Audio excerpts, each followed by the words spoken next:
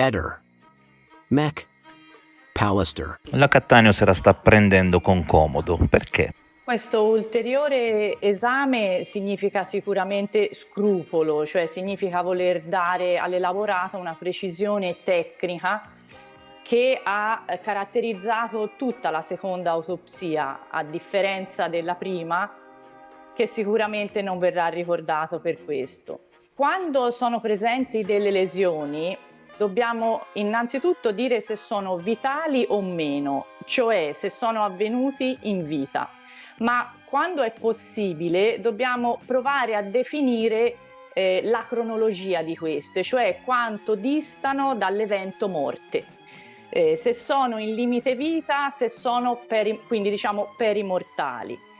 In questo caso viene attuata una tecnica immunoistochimica alla ricerca di proteine che si chiamano selectine. Le selectine sono delle proteine che sono coinvolte nel meccanismo di adesione dell'leucocita alla ferita. In pratica serve questo meccanismo di riparazione, della ferita.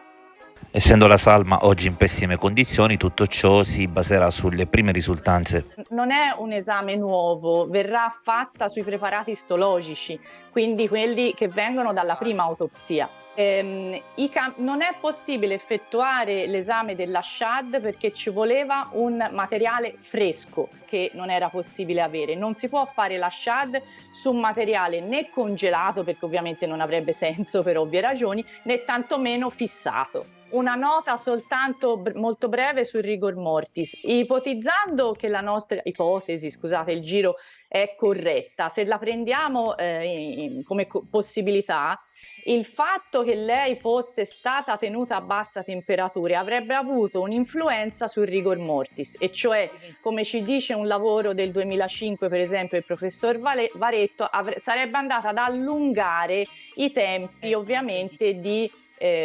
il professor Varetto ci dice che la completa risoluzione c'è dopo 28 giorni.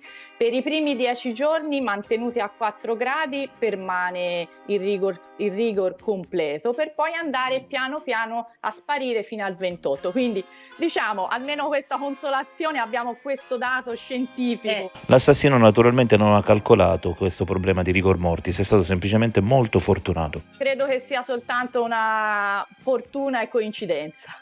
Ehi, non dimenticare di iscriverti a questo canale.